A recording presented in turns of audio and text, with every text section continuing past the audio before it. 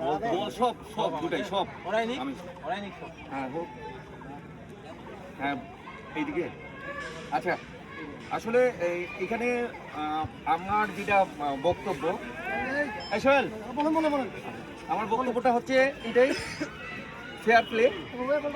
এখানে আমরা সবাই খেলতে আসছি পা নষ্ট করার জন্য না, আমরা এমন কিছু খেলা খেলবো না যেটার জন্য দেখা যাচ্ছে যে আমাদের ভিতরে শত্রুতার সৃষ্টি হয়।